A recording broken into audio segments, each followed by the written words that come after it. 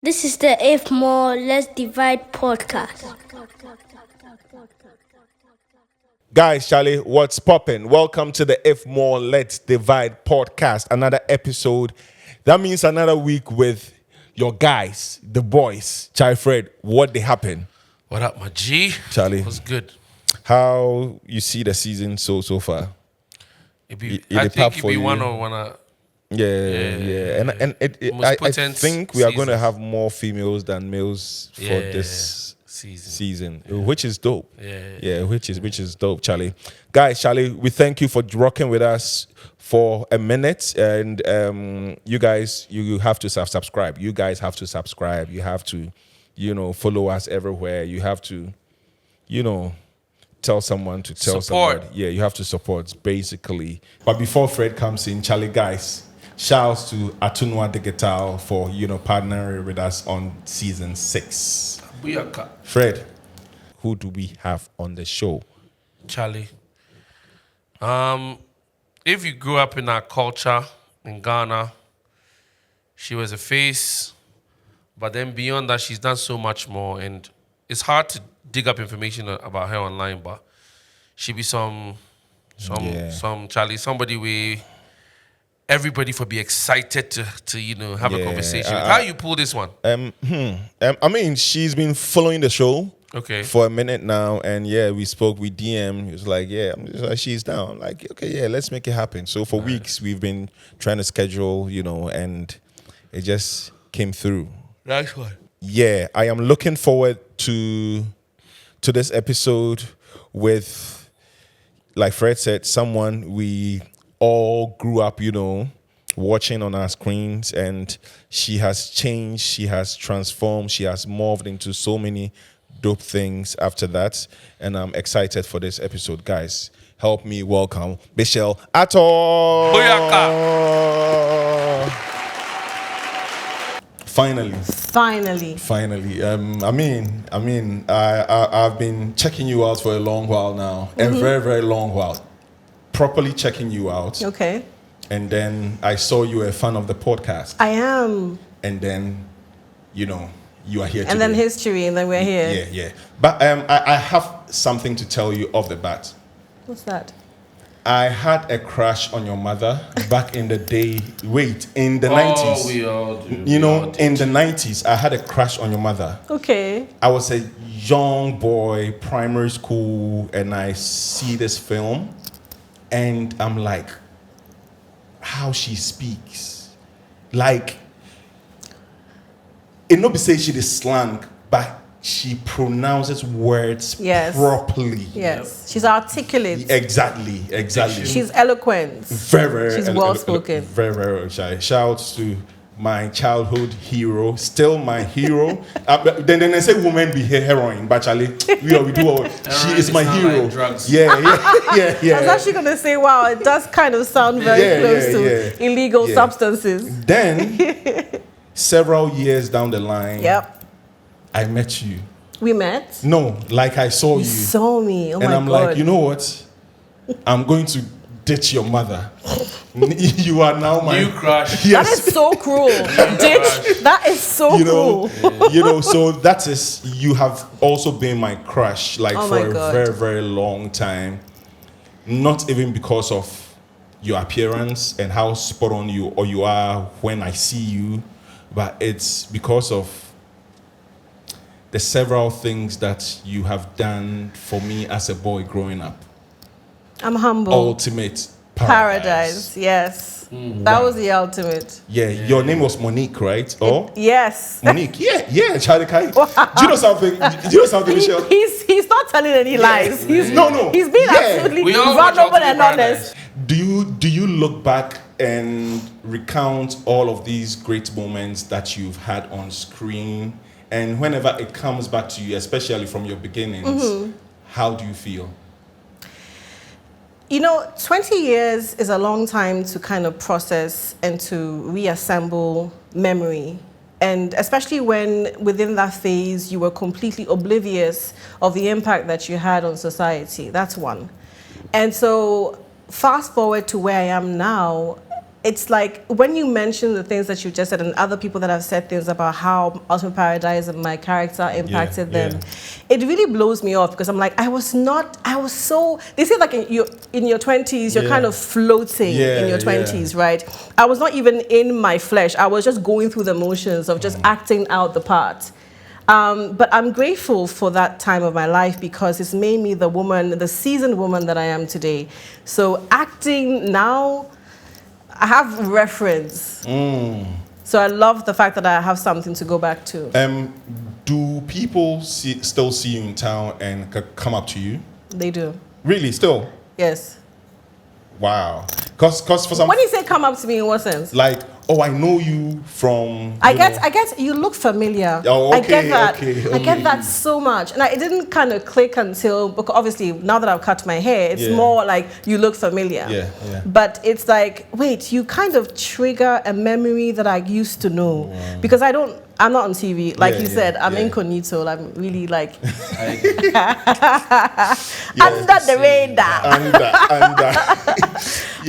But doing my own thing because I mean I've had to stay focused. I had to stay channel vision on what it is that I was doing and make it work. So deviating my attention and kind of being sidetracked was not my mission.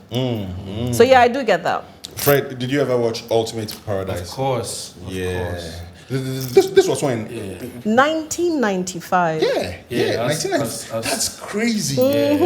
I mean, I'd say, without reaching, I would dare say I think your mom is the most beautiful woman I've seen on TV. Oh I my was God. gonna say. Thank you. No cap. Thank you. It was. And She was still that is. impactful. Yes, she had. They say the camera loves you or doesn't love you. Right? And I'm not saying that because she's my mom, but I mean my mom, when I used to see her in movies, I'm like, oh my God, this is, hey. I call her Kika at home. Hi, Kika. I said, Kika, is that you? Wow. Yeah. She blew us all off. Yeah. She still is. Do your kids tell you the same thing, that, oh mom, I just watched you on Ghana's Most Beautiful? And we don't have those kind of conversations. Why? Once we finish with the scene, that's it. It's mommy and I'm mom at home. No other conversations about hyping me up and we shielded them from that, to be honest with you. Like it wasn't a thing like, oh, I needed my kids to feel that I was and I am a public figure, because I didn't want my public figure persona to brush into my role as a mother at home and as a wife. Wow. So the ends there. Okay. Wow. Fred, should I ask this? No, go ahead. I'm last enjoying. thing? Okay, before you come in, you shielded them, like you didn't allow your celeb quote unquote stats, into the house. Right? I didn't, and I still don't. Have you allowed your celeb, status into anything that you have done work-wise? No, my name precedes me. Your name, but your name, your name precedes backs up the me. brand. Okay, fair. So okay. I'm sorry, I don't mean to kind of sound, cockish or rude, but I think that I've paid my dues. Yeah. So my name precedes me in the sense that I don't have to say anything else because my name is my brand. My brand has equity. That was what I was saying. Yes, the name is the brand. Yeah. That's dope. Michelle Attoh. That is I. No, Fred, be serious. Like there was this magazine, is it Ovation or something? I can't remember, one of them, Max, and your photo was in, like this was quite recent, like 15 years ago or something. Okay. Yeah, and I'm like, oh, that is the Michelle Attoh. You tore that page as well? No, I didn't. Page terror. Page terror. Magazine shredder. Yeah, Fred. Copyright destroyer. Charlie, shout out to the FOK boys. Yeah. Hi. Take your time. Oh, because I need for you. I have to drink water. You're ready. I'm ready for you, baby. How Let's go. I'm blessed. It's good to have you here. Finally. Yeah, I never anticipated meeting you. It's never been a thing on my mind, but now you're here in flesh. I am. The big chop has happened. We'll get to it in a minute. Yeah, let's go. I want to start with you've been in the public eye for a long time. I have. A long time. Your mom was also that. And I don't know who doesn't know who your mom is, but Rama Brew is a staple in Ghanaian entertainment culture. Yeah. So what has your life been like? Having to carry the mantle of my mother's name has been a lot of pressure. Because coming into the acting world with her as a precursor, you had to beat that or match it. And I couldn't do either. So I had to be my own self. I had to be my own Michelle. I had to be my own, my own icon. But again, because she's my mom, initially people were like, oh, you look like Rama Brew. And that's the whole, or you look familiar, or you sound like Rama Brew. Yeah. I'm like, Charlie, I'm sure you sound like your mom and you sound like your dad. But I guess because being a public figure, you kind of get spotlighted because you're a public figure. So it's like, wait, you look like a replica of, our idols. So there was that expectation to constantly have to match, which I'm proud of, obviously. But it's like you can never meet that veteran status. She's a veteran actress, and my mother, and not because she's my mother, but trust me, from her story and from the fact that she's a wounded soldier, I feel like when she does tell her story, people would look at her as a hero, because my mom has gone through so many challenges physically, emotionally, and obviously because of the physical challenges that she went through. She has arthritis, and so she had operations, blah, blah, blah. But anyway, so back to the point. It was hard having to meet that expectation. So were you an only child? Was I? I am. You are an only child? Yes. Your mom had just you? Yes. Wow. Yeah. So this is off track, but can you make it happen? You'll have to come to her. She's physically challenged. Oh, okay. Which is what I was trying to get to. The fact that she's had to go through several operations. She lost one of her limbs, unfortunately. So she's a tough cookie. So we'll have to come. Yeah. Okay. Cool. What kind of home did you grow up in? Multiple homes, as in multiple homes from different countries. So left here when I was 5 to Italy, grew up in Italy from the age of 5 till about 12. So my entire, growing up was in the Italian setting. Then I came back to Ghana when I was 13 and a half, stayed here till about 14 and then went to Abidjan. So from Ghana to Italy to Abidjan and back to Ghana.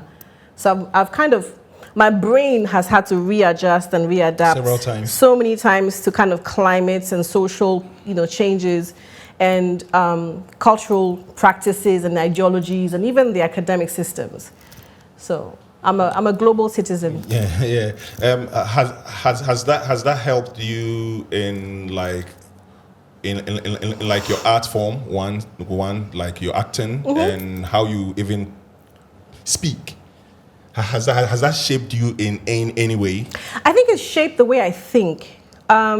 It kind of made me think on multiverses, I guess, if that makes any sense. It's made me so multi-layered.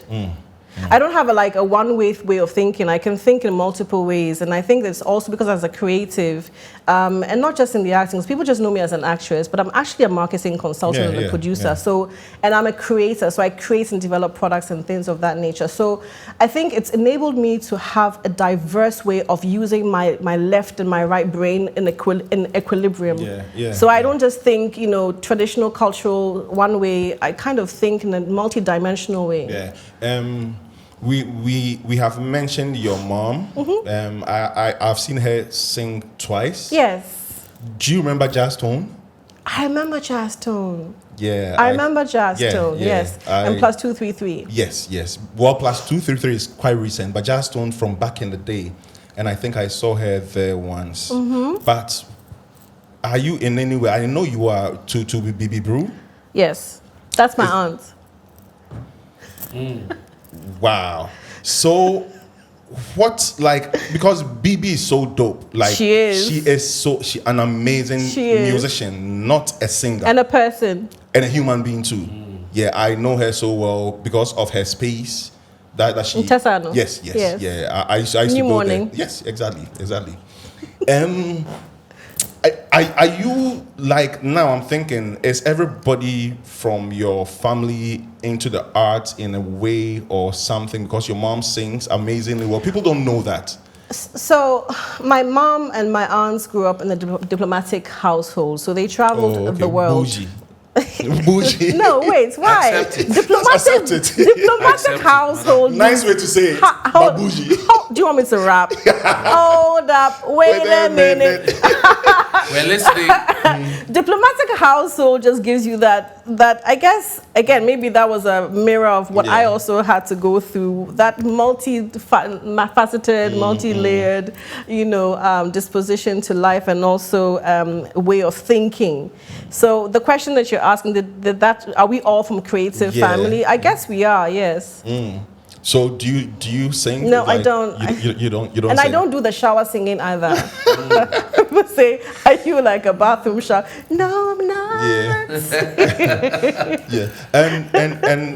And how did you morph from being that actress onto the stage? When I say stage, hosting events, because it got to a time when you were hosting every event. I stopped because, so fear. One thing about me is I'm self-challenging and I'm an autodidact polymath. Wow. What? I'm going to break it down. Break it down. So an autodidact polymath is someone who is self-taught, like, the Oprah Winfrey's, I can't remember the names just now, but autodidact polymaths are some of us who learn things on our own. I didn't go to high school. I only did college, so I only have an A-level degree. I have handled multilateral brands from you name them. I'm not going to name drop them here because y'all ain't paying me for that. But you can go onto my my corporate page and see exactly who I've worked with. But it cuts across, so from international to local. Yeah. Now, one of the things I always said to myself was I need to tick off the things I'm afraid of off my list. Stage was something I was afraid to do because I thought that because I didn't speak English when I came back to Ghana and I had to learn how to speak English. English wasn't my first language. Italian was. Wow. So coming back to Ghana, I had to recalibrate my mind to kind of learn English and learn it properly. Again, the fact about my mom making a reference, matching or beating, which obviously I cannot. Yeah, but then, so to me, it's like I wanted to go on stage. Because I'm very shy, actually. So I was like, no, I'm afraid of people. Because I'm also an empath and I'm an ambivert. I don't like people. Sorry, guys, I really don't. I do my work, I leave. So I said, I need to go on stage and talk to people in a very confident way. And I'm afraid of doing that. So I need to get that off my list. I need to make presentations. I'm going to do it myself and do it the best of my ability. So I'll push myself to the very limit and get it done. I need to be able to, whatever it is I've been able to do, like win accounts and be able to manage the accounts and execute the accounts, tick off my list. So to me, it's like I needed to, and I'm still on that journey of making a list and taking them off. Because fear is what drove me to be able to overcome them. Well, that's great. What has been difficult to take? Has there been one thing that maybe you still haven't even taken? Flyover. I'm afraid of flyovers. Flyovers? I tell you, man, when I was coming here, I was, shitting rocks, like literally, I was like holding. I was like, really? Really? Yes! That's one thing I'm afraid of. Oh, right. Yeah. But wait. I was flying across it. Planes? You are cool with planes? But I'm not, but I don't have a choice to be able to get over that because I have to travel. So you made mention of brands that you have worked with. Yeah. I know of a few. I remember I saw you Webster Uni. Webster Uni. Webster University. Yeah, I think yes. my friend was there then, and he told me that you were doing something for them back in the day. I can't remember where. And I know that you've done stuff for Vodafone. Yeah, that I saw. Are those before. your sponsors? No. I'm joking. I mean, yeah. Vodafone doesn't even exist anymore, so you know what it is. It's how did you then get into doing this marketing with your firm? Okay, so like I mentioned earlier, it's something I always wanted to do. So advertising, apart from acting, was my second love, advertising and marketing. So I took some crash courses and then taught myself how to do most of the presentations, read books online, went to, professional classes. I did all of that on my own. I don't have a diploma in marketing. I don't have a diploma in business administration. No school. No school. I can relate. And to me, my mom always says, life is your biggest teacher, and so is experience. And human interactions and human relations kind of teaches you even product development and brand management. So, to me, it was a no-brainer. Yeah. If I know exactly what the audience is and what the client's marketing objectives are, I create a campaign, I create an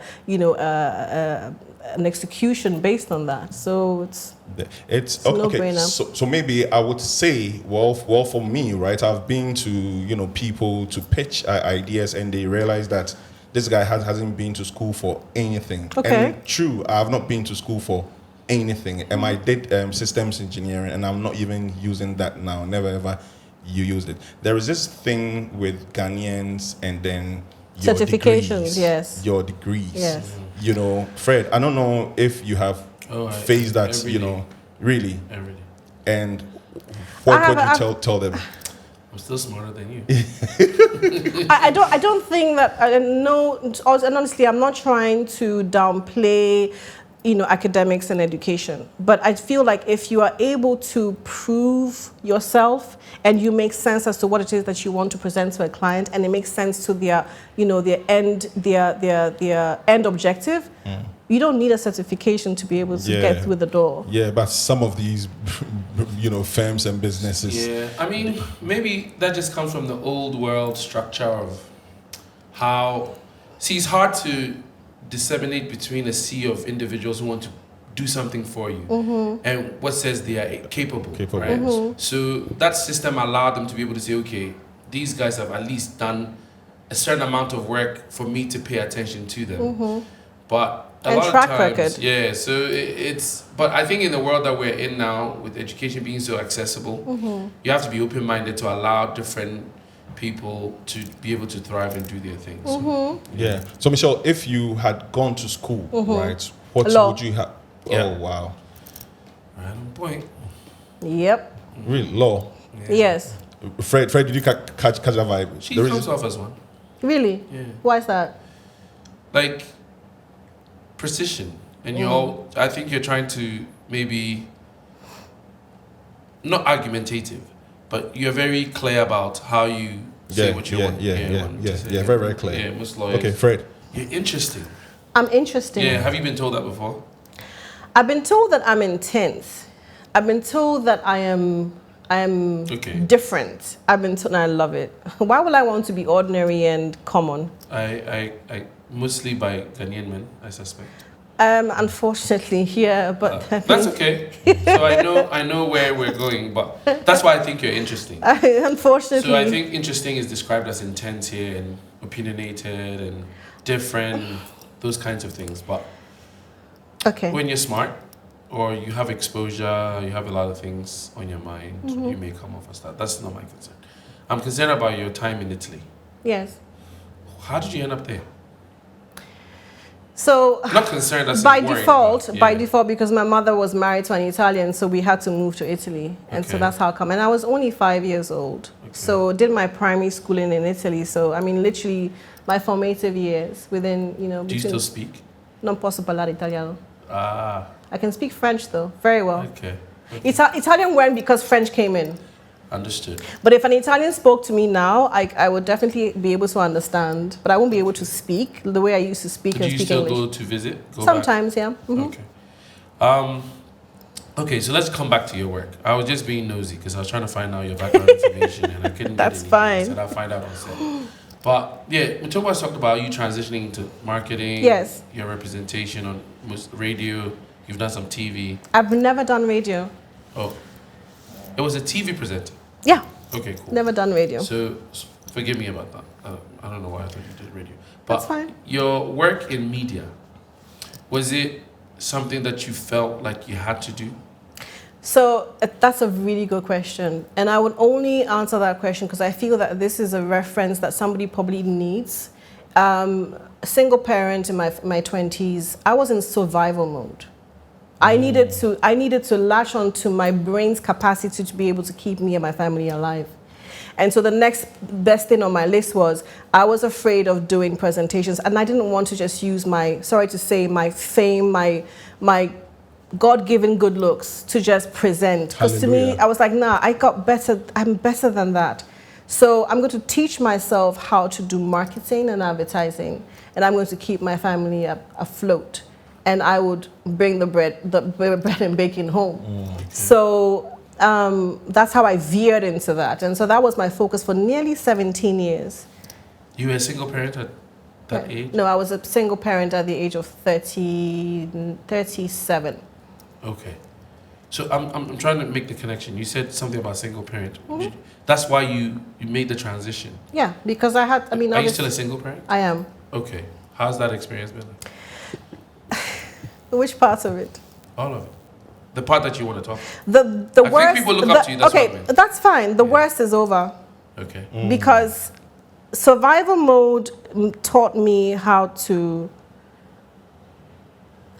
adopt templates that would aid me in a certain phase of my life to cruise.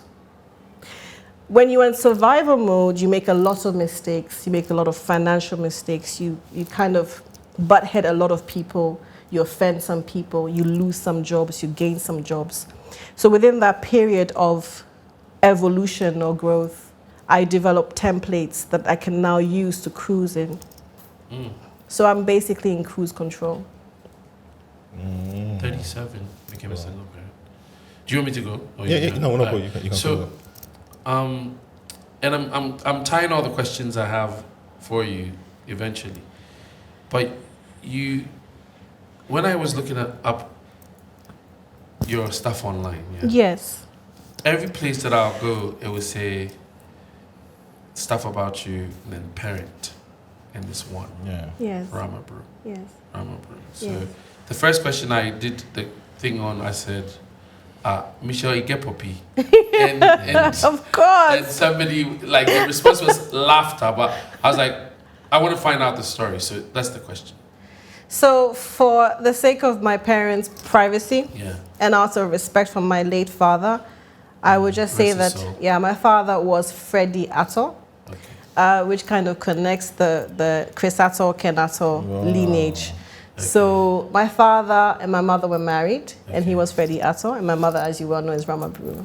Okay. So that's cool. They made me. Nice. Wow. How many kids do you have? 2? 2. I have 2 kids. 2.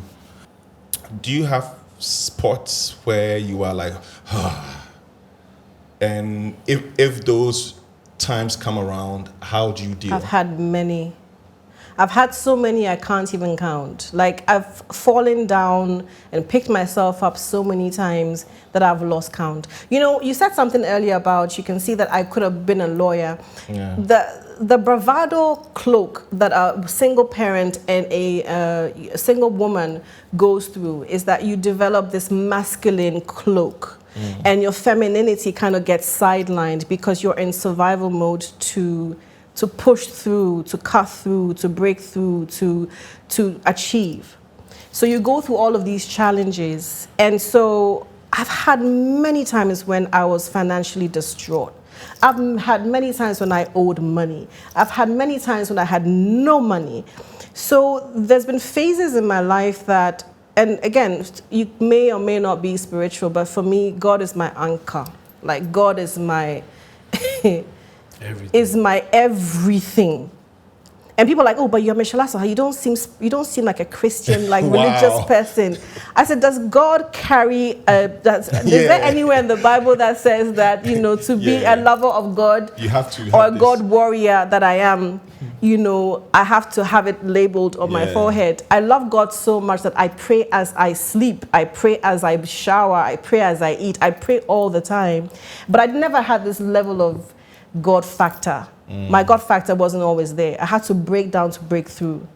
And I've broken down so many times. And it's through the breaking down that I discovered my self-resilience, but it was God-given. How old are they? Are they now? Oh, my kids? Yeah. My kids are adults. Oh, so they are. My kids are not kids. Hey, that means Michelle. That means she. Well, What? 17. Like, Like, yeah. what? But you like, see how long ago you Wait, said it. no, sorry. Like what? like I in my mind, you are like 40 in your early, like us. But then I'm going back and I'm like, Oh, she grew past me. How old are you? Right now, they are changing my age. Okay, should I, Michelle, should I tell us our age? Like 44 this year? I'm 49. Yeah. Wow. I'm a year younger than them. That's why I feel like I'm smart. Yeah. 43 is fine. Wow. Okay, so 40, and your kids, so 17, 16? 30 and 26. No way. No, Like, wait, what is the shock? Your kid is 30. Yes, my daughter is 30. My son is 26. wow. That you know? No. 30. No. Yeah, that's Time flies. you are Congratulations. really, on point for your age. Like to Really? be very Thank you. Yeah. Are you surprised that we're surprised? I am so A shocked. little bit, yeah. Yeah, I'm so shocked because you have been able to mask so many things about you. Really? I go online and all I'm seeing is your events, your shows, Yeah. your business, Emerge Africa, and that's what I want to talk It's a about. curated online Yeah, presence. yeah, very, very on It's point. actually not. It's just that I Really? just don't do dirt. Okay, cool. I mean, I said there's not a lot of like digging to do in terms of you've posted this here, you're putting a lot of information about yourself out there. It's very professional related. Yeah.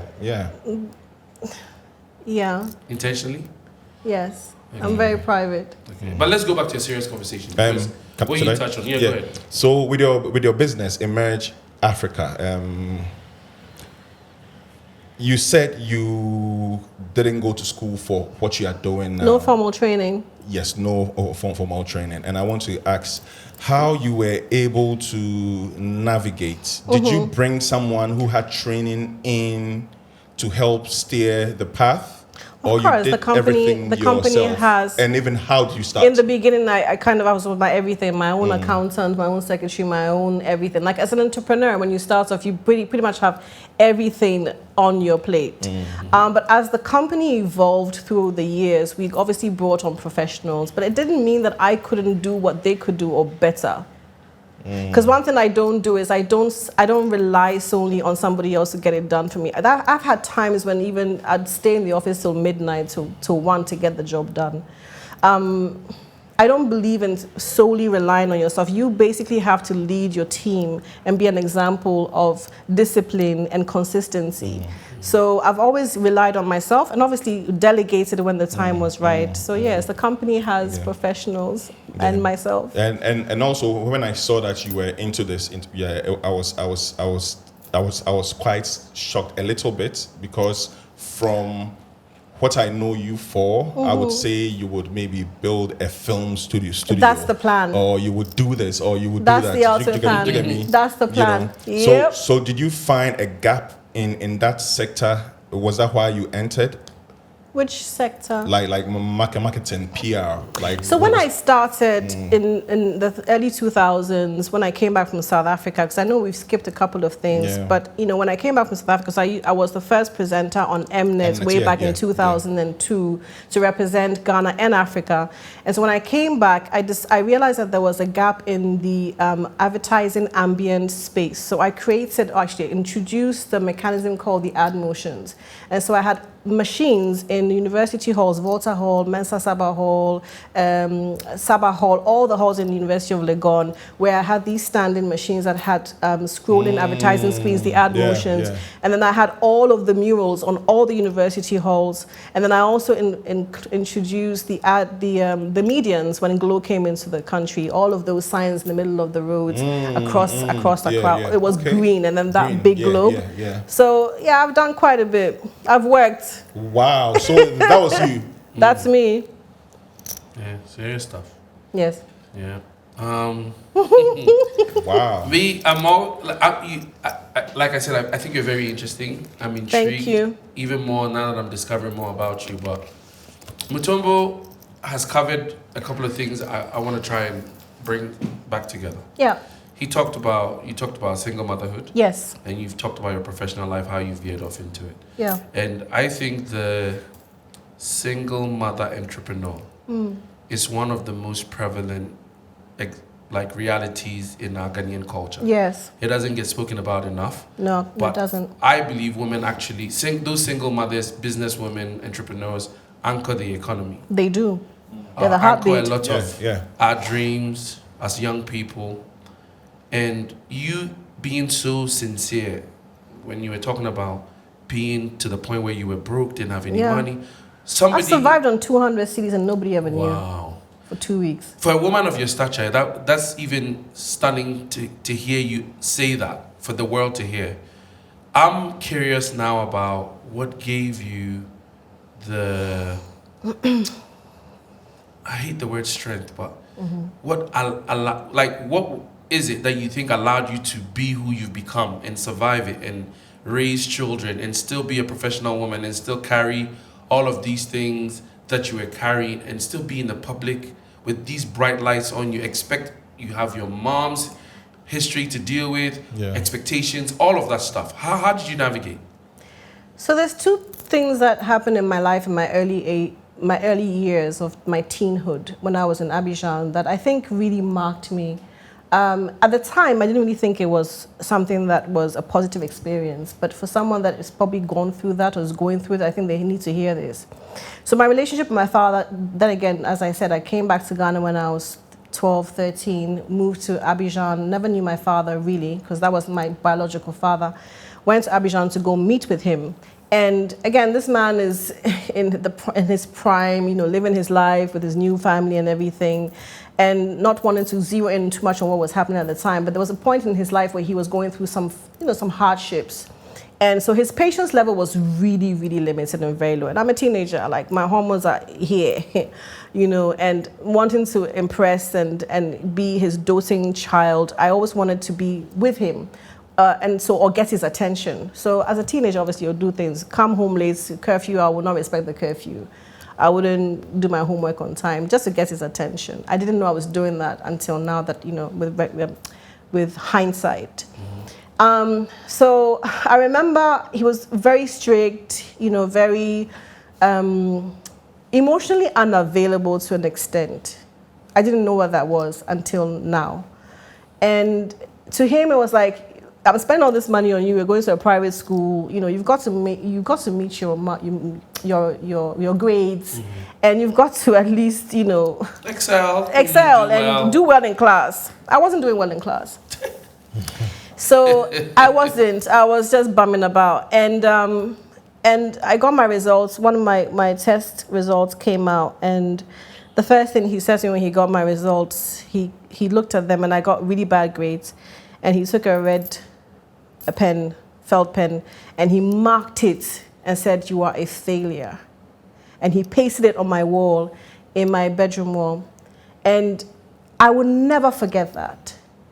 And that to me was like the thing that marked me the most and made me realize that, no, I'm not a failure. I am beyond and better than that. And I'm going to prove you wrong. And so to me, that was my driving force. That's what kind of led me to drive myself, to push myself, to discover myself, to amplify myself, to better myself, to learn by myself. So to me, it was like, you're not going to mark me. The red felt is not my definition. And that piece of paper is not who I am. I'm bigger than that. And then you said there was a second one. That's too private. Okay. So skip on that. I'm sure you want to know about Off record, maybe you can. There are moments that you will never ever forget in your life, and I mean, I can imagine finding that on your wall in your room. You are a failure. Yeah. When did your father pass? My father passed in 2018. We were estranged. We didn't actually have. I was going to ask how your relationship. Yeah, the relationship was estranged. So for many years after that, because okay, so I lived with him for 7 years. I was in Abidjan for 7 years. Then that's how I speak French as well. Yeah. And so, again, I don't want to, out of respect of, for him, I don't want to delve too much into it. But basically, I came back to Ghana. So after I came back to Ghana, I tried to reconnect with him, and he was completely non-communicado, unreachable. So for many years, I was just trying so hard to reach back and rebuild this relationship, not knowing that I was seeking validation for my father's approval. Again, this father abandonment issue that has an impact on women. So fast forward, again, I was always saying, I want to prove to you that I've done this, I've done that, and I'm still about to do this and whatnot. So in hindsight, I really bless him for doing that to me. I bless him for doing that to me because he enabled me to unearth my talent, unearth my strength, unearth my inner given power. And obviously through prayer and through, divine discernment, because I'd pray and ask for direction and insight and, make me understand what my purpose is through this pain that I'm going through. So I bless him for that, because had he not done that, I would not have been the Michelle Attoh that everybody knows. I would not have pushed myself to the point where I would try to conquer my fears and overcome my fears. And also, self-love myself to the point where I didn't need external validation to say, you have a certificate to prove that you're intelligent. No, I'm smart as fuck. Did you guys before? Sorry, beep. Oh, we can cuss on the show. Yeah. Did you guys talk about that thing ever? Never got the chance to tell him. Never got a chance to tell him. But I have my closure. So. Wow. No, good. Yeah. Tell us a wow. Yeah. I mean, look, okay. It was something that was on my heart when I was coming out. It felt like it was a thing. But now that I hear the story, it's even more clearer to me how impactful the journey has been for you in terms of the experience that you've had. I'm going to ask you a selfish question. My dad passed on around 2017. Probably the reason why I moved to Ghana. And who, your father or your mother? Your father? My father, yeah. Okay, yeah. My mom, please stay there. Yeah. I'm not ready. Condolences. Yeah. But my, I think my way of dealing with my relationship with my dad has evolved. So hearing you say that you bless him for that, one of the things that I've been saying to myself lately is, my dad was treated us this way or was hard on us. Yeah. And that's why now these people can get to us, or we grew tough skin. There's a part of me that believes that that's a coping mechanism. Absolutely. Yeah. And then there's another part of me that wants to know, because you're a parent and I'm not, that how does that influence your style of parenting? Because surely you and I believe that there's a better way. Absolutely. Absolutely. Okay. I feel that what that taught me in my style of parenting my children is that there was open conversation and communication about feelings and about, transitions in every phase of their lives. Of course, you're not given a rule book to be a parent. You don't have any kind of manual that tells you this is what you need to do. And unfortunately, that's the only thing that you don't get to have when you become a parent. Through experience and through, obviously, advice from your parents and family members, you get taught certain things. But I think it's a personal journey. And what that taught me was, one, to my kids, is to respect people. Humility is key, number one. Number two, self-reliance is definitely something that one has to, independence, you've got to be independent. And actually, they even taught me a lot of things about life, as we were growing up together. Because don't forget, I was a young woman growing into my womanhood. So I grew up with my children. It taught me how to teach them how to preserve and reserve, because you never know when you're going to have the next buck. So my kids have a great saving culture when it comes to their finances. It taught me to teach them how to, how to relate to people and how to dialogue with people. So again, communication. So there are many things that I learned along the way, which were not necessarily taught to me by my father, But because I had to learn them, my mother has been a great, a rock in my life as well. But there are some things that your father will teach you that your mother cannot. Yeah. Mm-hmm. And so some people have said to me that, you're such a strong woman. And I'm like, I had to become a strong woman because that's the only coat I could wear. Otherwise, I couldn't get through life if I couldn't push through and, I guess, see myself through life being strong. The vibe, you are so strong. Like your presence is so like, Fred, I don't know if you get, like, have you thought of... It's true. Yeah, very, very true. Have you... Is that, like, I would ask that maybe one day in the near future you would empower our girls, because I'm sure that, you can play a very, very, solid role. That is the vibe that I'm getting. Thank you. Yeah. I think that, like I said earlier, I wanted God to let me understand what my purpose was through my pain. I don't believe in the word empower. I believe in the word enable. Enable, yeah. Because I feel that empowerment is something we all have. We're all empowered. We just have to be enabled to do certain things. So one of the things that I plan to do is to create a single mothers association or foundation where I will have emotional mentorship, financial literacy, some type of skill set development and capacity building. So the plan eventually is to have the Michelle Attoh Single Mothers Foundation, so that single mothers who are have gone through and don't have a reference point or have something to inspire them. Because I read books. I did, at the time we had audiobooks, I listened to a lot of motivational, not podcasts, but motivational books and tapes at the time, and also self-help books. So to me, I kind of self-developed myself, and I pray a lot. So, but there's some women who don't have that, and they don't have either the church or they have, again, we know that kind of confined, restricted, I guess, safe place or safe space. So yes, that's the plan, to want to actually enable them to become better mothers and better women for themselves. Wow. What do you think about marriage? I love marriage. Yeah? Yes. Tell me a little bit more. What do you want to know? Like, what did you think of yourself when you were 19, I coming was up? so young. What did you want to experience? What were you looking forward to? I think I was looking for a reflection on my father and my husband. He's such a beautiful man. We're no longer married now, but we're the best of friends. It wasn't at the right time. I wasn't prepared with life's seasons, the seasons of life. He wasn't prepared with the seasons of life. I guess my tolerance level, his tolerance level wasn't, it just wasn't the right time. But we have beautiful blessings. So it's something that you recommend? I do, absolutely. Marriage. If you're going in for the right reasons. I mean, again, in this society now, situationships, convenience and arrangements, and they're all going into marriage for the wrong reasons. Love is no longer the connector.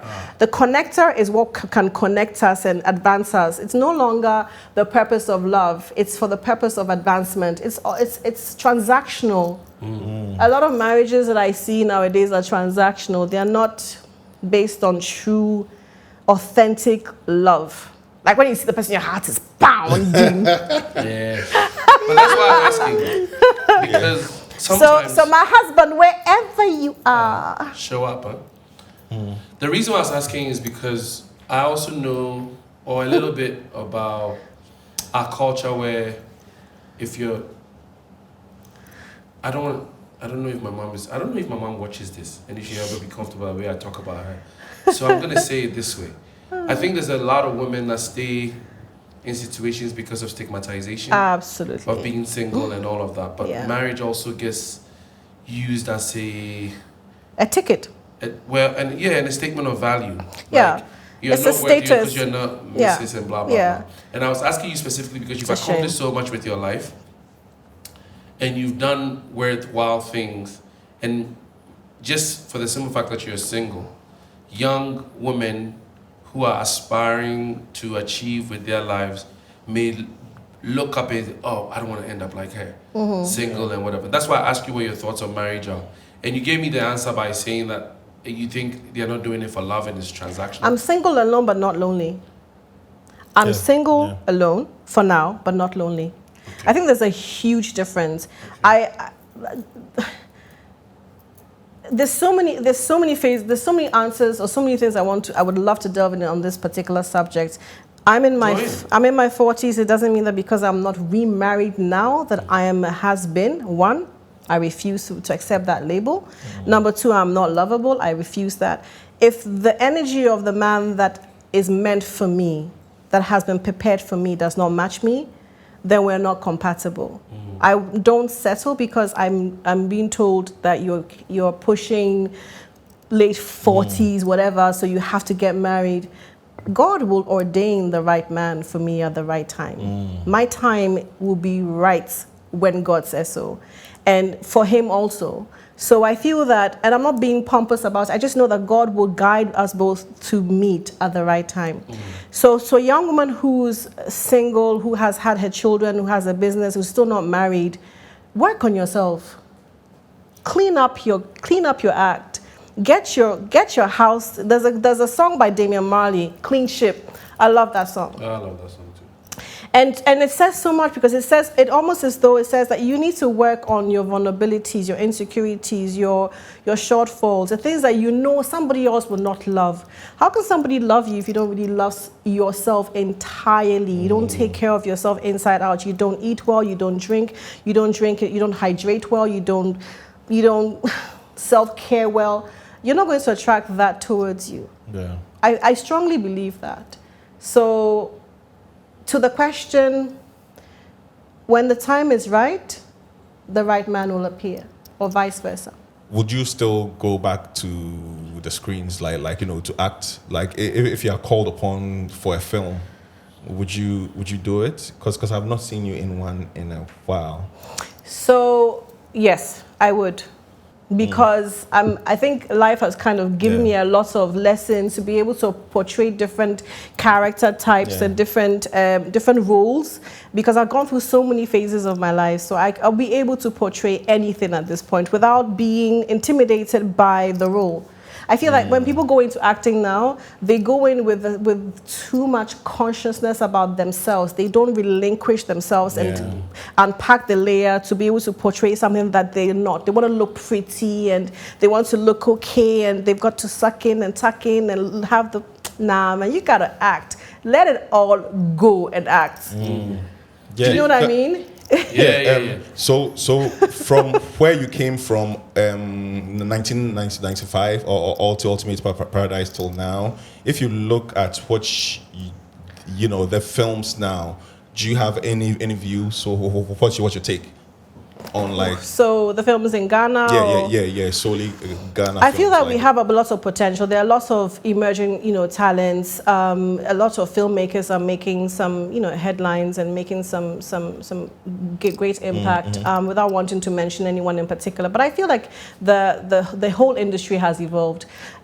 We just need to streamline and centralize and regularize and regulate also the way films are produced, the way content is portrayed or content is actually broadcast and streamed, and also really get actors to act and not try to just look good and sound good on camera. That is my thing. I feel like they're not really acting. The same. I mean, we have spoken about it here on the podcast with Fred. We've talked about it several times. Several times. Would you go back to the stage though, like to host shows, events, because you were the face back then? All of these shows from the banks to and all that. Local for words in French. As a matter of fact, I am. You still I am. Okay. But I do a lot of private events more than social broadcast events. But it doesn't mean that I am not available for any particular I guess high-ranking event that may need my services in bilingual. In a bilingual way, because obviously some clients need me for French and then English and vice versa. So yes, I am available for that. Yeah. But it's not my focus. At Home with Michelle Attoh. Yes. Now let's talk about that. What's about that? This is a mimic of that show. yeah. You know, what did having all of those people on your show teach you? You were meeting everybody. Humility, man. Like, and also the fact that we're just all the same. Like, I feel that when you're having a conversation with someone, connect, like engage, like we are doing now. It taught me more of what I already know, but it taught me how to really listen to be able to unearth another question and just let it flow. I'm not, if I'm having and one other thing about me is that I can't sit for too long. I feel like it affects my energy. So I have to keep my energy moving.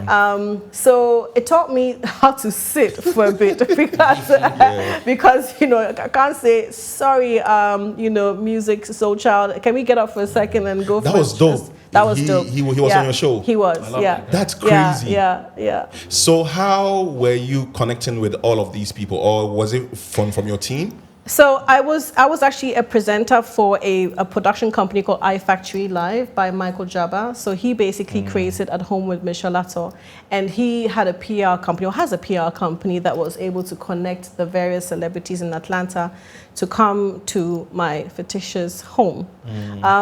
But yeah, so that was interesting. I loved it. And we're actually coming back to that. Oh, really? That was going to be a surprise, yeah, but I guess now it's no longer a surprise. Get the exclusive. You're getting the exclusive. Well, so do you have one episode from that show that would stick with you, that still sticks till now? Music Soul Child. Why? I do, because that was the guy that we used to make love to, you know?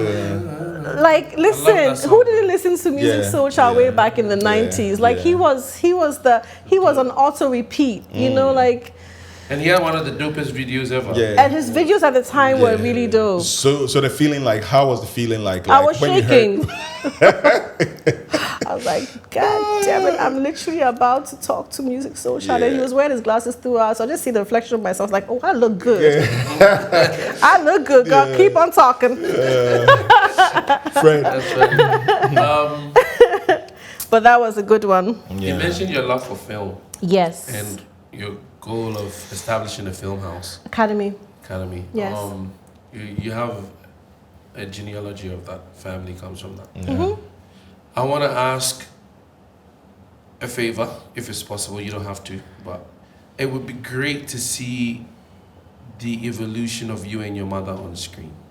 I don't know if that's a possibility. So see the evolution of my mother and I on screen. Like how you guys would work together at this stage of your lives where you're both strong, mature women who have been through so much. What energy that would look like. Yes.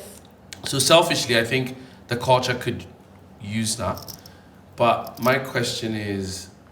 So Ultimate Paradise is coming back. Really? Yeah. I thought you guys already know. Ultimate Paradise is coming back. Yes. Yeah. The ultimate. So it's the Ultimate Paradise is coming back. Okay. Had no clue. Yeah. Do you know what I remember? Like Ultimate Paradise. Oh, I haven't even seen Everybody TV in forever. So everybody used to watch that show. That would definitely take me back to TV. But the other thing I wanted to ask also is film.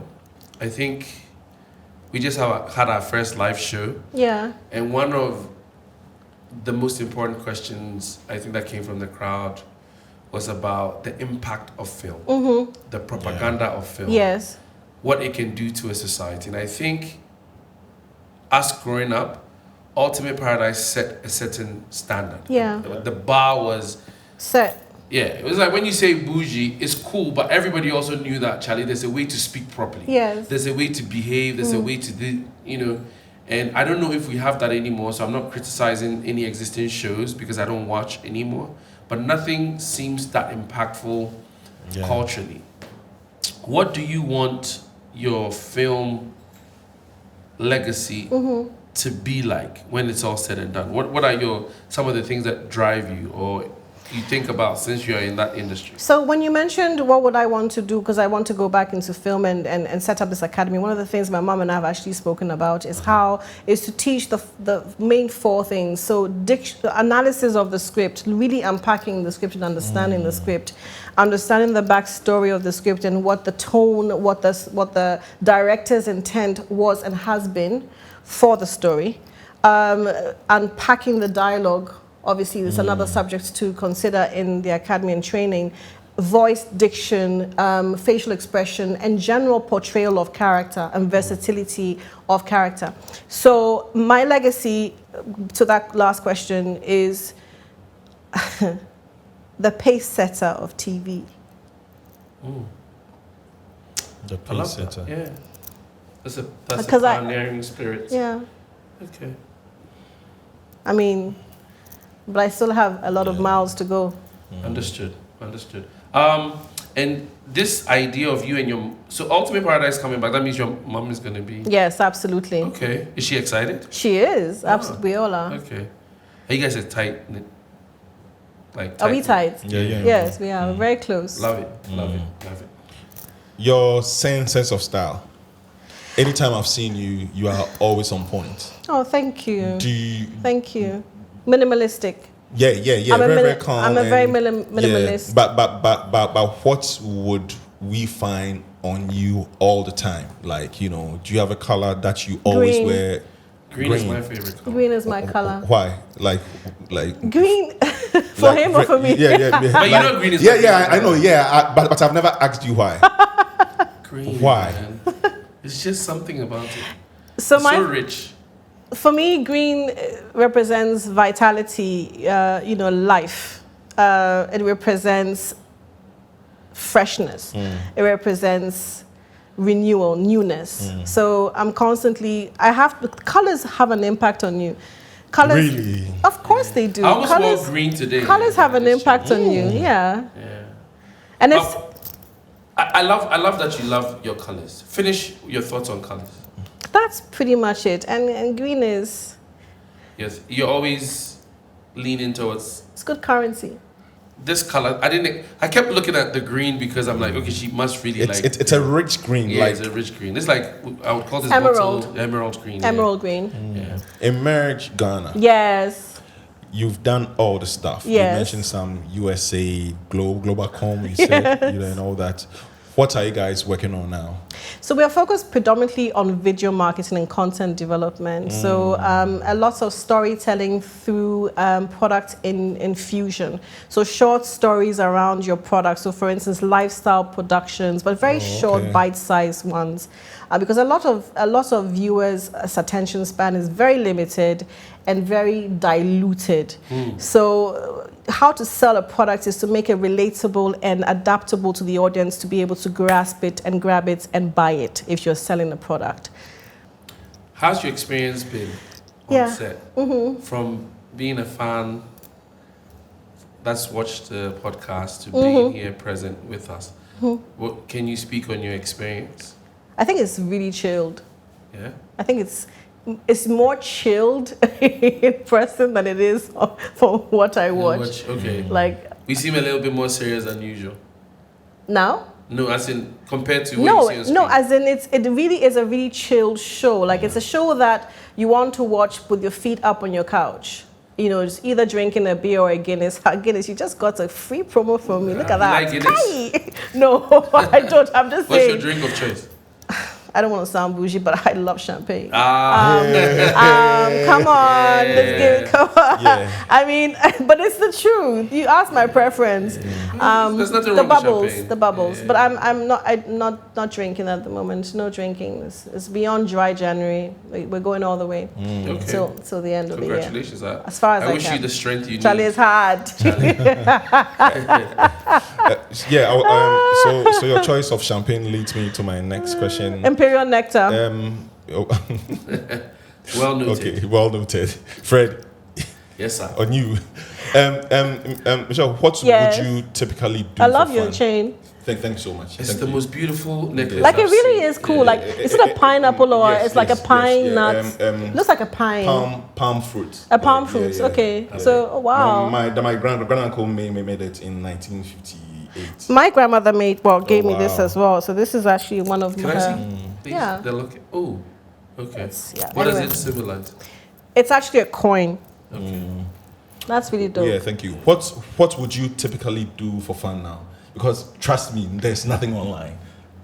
Really? Yeah. What will I do for fun? Yeah, like do you have things that you do? Because for you, anything I see I like about cleaning. it's like about your work. No, Like, okay. So people, I'm a neat freak, and I have a bit of OCD. So I love. I've read your profile. Since you've been in the seat, everything adds up. It adds up. Yeah. Okay. Yeah. So everything has to be orderly. I like cleaning a lot. I do spring clean a lot. I love gardening, so I'm always in my garden. I'm not a big bookworm, but if I have to read, I will read. I love watching documentaries a lot. So anything espionage, anything, anything historical. So like the National Geographic channels at the time on DSTV, I'd love to watch that. So fun for me is really like. To be honest, I hate to sound like I'm boring, but I like my brain to be stimulated. Somebody said I'm a sapiosexual. And That's what they've been saying. Who's they? The Gen Z word. Well, It's a Gen Z you gotta word. trigger it. There's been a few moments on the show where we've had people that we grew up looking up to, seeing on our screens, idolizing, tearing papers out of magazines for. And to have your presence here, it's been special. Oh. I didn't know what to think. I didn't know what to expect. But you're such a gracious human being, and I think your story is so powerful that I know it's going to reach our audience, and some young lady somewhere is going to take a lot from your story. But my last question to you is, if you could wave a wand and make a movie about anything, Yes. what would that movie be? Wow. That got me thinking. Without wanting to sell my copyright ideas to anyone, I would pick on the underprivileged. I would take the underdog to become the victor. And I wouldn't want to necessarily speak on a particular subject, but there are so many underdogs that have become and can become pioneers and, pace setters. And also, what role would you play? Would you be the writer, or would you be a star? I would definitely love to direct. I feel like the acting, you kind of transition from acting to either screenplay, writing or directing. Yeah. But I would love to do both, act and direct, and play a role that is completely radical. Something you've never seen me play before. Awesome. Yeah. I hope all those things happen so we get to experience them. Soon come. Yeah. Awesome. And Charlie, for me, I have experienced, something that I never ever, imagine. You are fierce. Like, you are very, very powerful. You are very, thank your energy, your aura is so intense. And I Oh, love it's it. intense. No, like, You're present. Yeah, very, very feel present. it. It pierces. Thank you. And we thank you for coming to the If More Let's Divide podcast. Yes, sir. Shall I play like play? We go. We talk over 1 hour 20 minutes. You get more editing. Yeah. Michelle, we thank you for coming to the If More Let's Divide podcast. I loved it. Yeah, thank you so much. I was like, is she gonna come? Is she gonna come? Is she get back to Charlie? You came on time, and Chai, you have been so dope. Like I've said, I have experienced a thing or two about you today, and I know that, like Fred said, someone out there, this is going to hit them with vim. Yeah. Charlie, guys, if you haven't subscribed, if you haven't put another person on, please do, tell your uncles, your sisters, your cousins, and your grandmothers about the podcast. And Charlie, shouts to Atunwa Digital for partnering with us on this season. Fred. Yes, sir. How you see the episode, Charlie? Quick one. I think. Please be honest. I'm because serious. Yeah. I came in blind. Yeah. Because Same. information was very hard to get on you, and I like that. But I just felt your energy, and I think you've been very open, very sharing, I have. and you've said things that I would have never. So many things, pockets, expected. So thanks for how gracious you've been to us. It's been wonderful. I've had a great time. I feel like I can have another full hour-and-a-half conversation with you because there's so many things I'd like to know. Yeah. But I'm sure we'll cross paths again on this podcast with you. And when your other projects come up, we'll get to talk some more. Looking forward to that. I'd like to also say that the only reason why I agreed to this is because I feel that your show is so authentic. Yeah. Thank you. It doesn't have any bells and whistles. It doesn't. And it's a free flowing real conversation. Yeah. And you're present. You guys are present, and you ask questions that are not mundane. Hate to relay that to those who are running podcasts that are asking mundane questions, but you're asking deep, intense questions that enable some of us, or at least me, to unearth the truth. Because it's gotten to a point in my life where, like I said earlier, it's about sharing and also being open. Because there's no inhibitions at this point. Yeah. Love it. Thank you for this, but So I was going to ask one more. We asked Kafui Day, maybe, and I think it's just right to ask you because you have been doing this for decades. If you have one tip to give us, what would that be? In what area? Like the both in of this you? shows for this show. Just one pro tip. Or maybe something you've observed. Yeah. That you want to. I honestly don't think of any. I can't think of anything except maybe. Honestly, nothing. Wow. No tip too for like us. Maybe But I feel something. like I said, the only reason why I came is because it's something that I could relate to. Yeah. I can't find anything wrong, and I'm not saying that because I'm on air with you guys now. Yeah. Thank you. But it's the truth. Yeah, I mean that's what we've been trying to do, trying to be real, trying not to sugarcoat anything. Yeah, I love it. Yeah. And don't allow the trends to change your format. I feel like it's. He's a Rasta man. Yeah, just keep it as it is. I love it. Yeah. Thank you so much. You're Ali. welcome. Thank you The very F much. More Let's Divide podcast, Fred. Yes, sir. We are through. Booyaka. This is good. You know that you said you feel that I'm wrong, right? Yeah. You said, I'm like, You did. I never ever, like some things you said, I never ever thought. Like what? Like